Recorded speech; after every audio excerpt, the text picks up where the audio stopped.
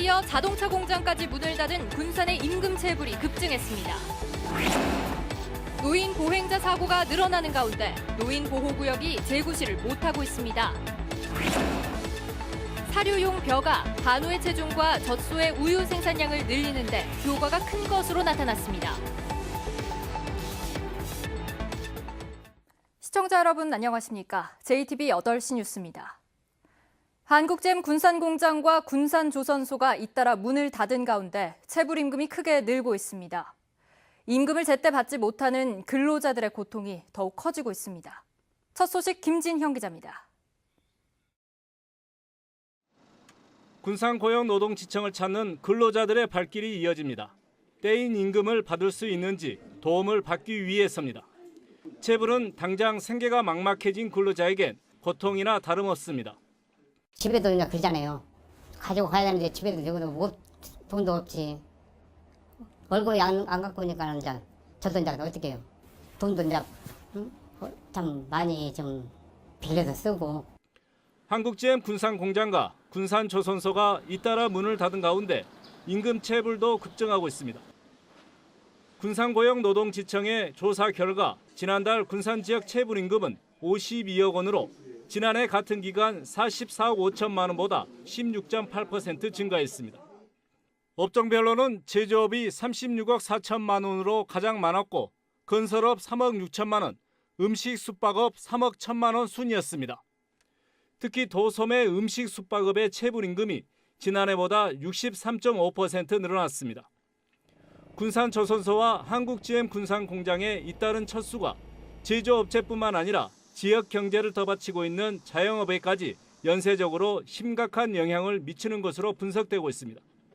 제조업은 직접적인 영향인 거고 도소매 및 음식 숙박업은 그것들로 인해서 이제 발생되는 거기 때문에 영향이 있다고 볼 수도 있죠. 군산경제가 한국GM 군산공장 폐쇄로 인한 충격에서 여전히 벗어나지 못하고 있어 체불 임금은 더욱 늘어날 전망입니다. JTB 뉴스 김진영입니다. 노인들이 길을 걷다 차에 치이는 보행자 사고가 급증하고 있습니다. 이런 사고를 예방하기 위해 노인 보호구역, 즉 실버존을 10년 전에 도입했지만 유명무실하게 방치되고 있습니다. 주혜인 기자의 보도입니다. 바닥에 그려진 과속방지턱 표시 위로 차량들이 빠르게 내달립니다. 노인 보호구역인 이곳의 제한 속도는 시속 30km. 하지만 대부분 제한 속도를 넘기기 일쑤입니다. 그 위험하지요. 좀 천천히 가면 좋지만 이 횡단보도짜리도 있는데도 안 한 곳 없어요. 그냥 우리들이 피해 댕기고 그러는 거죠. 지난해 전북의 보행자 교통사고 사망자 114명 가운데 60대 이상 노인은 84명으로 전체의 73%, 1년 전보다 42%인 59명이나 증가했습니다. 전북의 노인보호구역은 모두 39곳에 불과합니다. 노인과 같은 교통약자인 어린이를 위한 보호구역이 1,009곳에 이르는 걸 생각하면 이는 매우 적은 숫자입니다. 그나마 있는 보호구역은 주정차된 차량들로 가득합니다. 노인들은 차량을 피해 아슬아슬하게 길을 지나갑니다. 과속방지턱과 미끄럼 방지시설도 없습니다. 국가에서 좀 이렇게 많이 지원을 해줘가지고 이렇게 좀 지정도 많이 하고 그러면은 같이 하는데 나름 이것은 도비하고 이제 시공비로만 이렇게 주변에 지정을 해가지고 예를 들어서 방지턱이나 이렇게 교통안전 시설을 하는 사업이거든요. 노인 보행자 사고는 빠르게 증가하고 있지만 노인 보호구역은 도입된 지 10년이 되고도 기본적인 예산 기반조차 마련돼 있지 않아 재구시를 못하고 있습니다. JTB 뉴스 주혜인입니다.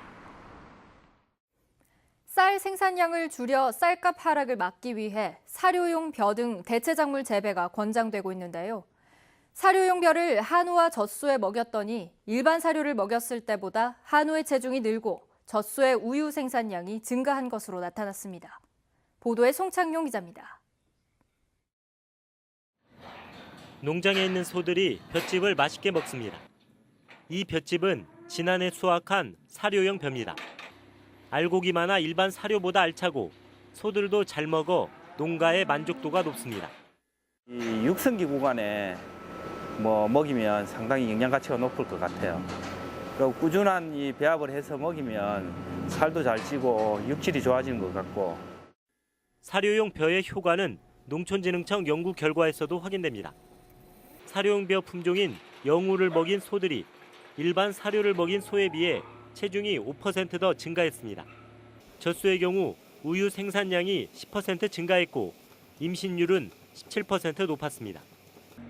사료용 벼를 이용한 섬유질 배합 사료의 우수성과 효용성을 알림으로써 현재 정부가 추진하고 있는 쌀 조정제의 정책에 성공에 한 발짝 다가서는 기반을 마련했다. 현재 국내에서 개발된 사료용 벼는 영우 등 8개 품종으로 4,300헥타르에서 재배되고 있습니다. 내년 벼 대체작물 재배 목표인 5만 헥타르에서 사료용 벼를 재배하면 한 해 수입 조사료의 50%인 50만 톤을 대체하는 효과까지 거둘 수 있습니다. 농촌진흥청은 사료용 벼의 가치를 높이기 위해 수량과 적응성 등이 향상된 신품종을 계속 개발할 계획입니다. JTB 뉴스 송창용입니다. 넷볼 하면 생소하시죠?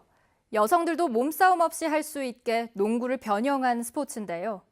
국내에서는 전주에서 시작돼 전국으로 보급됐고 2년 전부터 국제대회도 열리고 있습니다. 권대성 기자입니다. 공을 던지고 받고 골대를 향해 슛을 던집니다. 얼핏 보면 농구와 비슷한 스포츠인 넷볼입니다. 하지만 7명의 선수는 포지션별로 이름표를 붙이고 정해진 구역에서만 플레이합니다. 공을 가진 선수에게는 90cm 이내로는 다가서면 안 됩니다. 농구와 달리 거친 몸싸움과 드리블이 없어 여성도 쉽게 즐길 수 있습니다.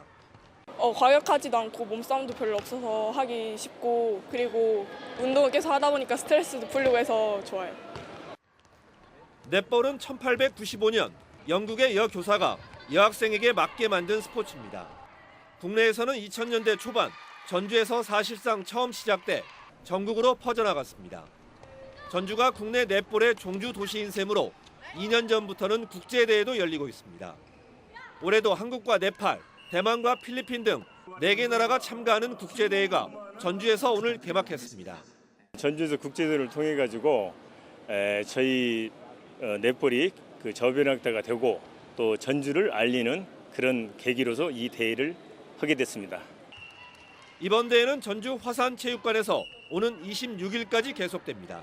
JTB 뉴스 권대성입니다. 제11대 전북도의회 개원이 일주일 앞으로 다가온 가운데 전반기 의장 경쟁이 본격화하고 있습니다. 도의회 39석 중 더불어민주당이 36석을 차지한 가운데 재선의 전주 송성환 의원과 부안 최훈열 의원이 동료 의원들에게 지지를 호소하며 물밑 경쟁을 벌이고 있습니다. 민주당은 오는 26일에 열릴 의원총회에서 전반기 의장 등을 조율할 예정인 가운데 모두 28명에 이르는 초선 의원들 중에 도전자가 나올지 주목됩니다. 전라도가 경로당과 어린이집에 공기청정기 설치를 지원합니다. 전라도는 공기청정기가 없는 경로당 6,200여 곳과 어린이집 480곳을 대상으로 수요 조사를 거쳐 오는 9월부터 공기청정기 설치를 돕습니다.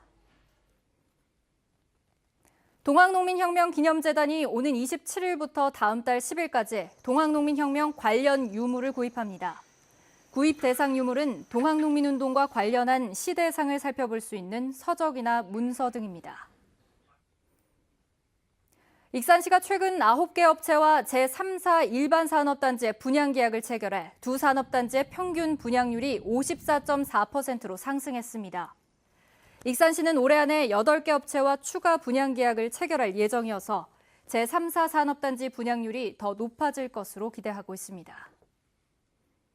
전북은 내일 대체로 맑고 덥겠습니다. 아침 최저 기온은 14도에서 20도로 오늘과 비슷하지만 낮 최고 기온은 29도에서 32도로 1, 2도가량 높겠습니다. 미세먼지 농도는 대기가 정체되면서 나쁨 수준 예상됩니다. 내일 새벽과 아침에는 서해안과 일부 내륙에 안개가 끼겠습니다.